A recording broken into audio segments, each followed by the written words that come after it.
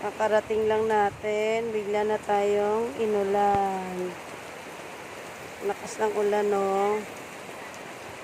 Ayan. May nakasulat na kami mga presyo. Sa atin napatigil kasi umuulan. Sila pa malungkot. Ayan, may picture na rin kami. Kadating na namin, ulan na agad, ha?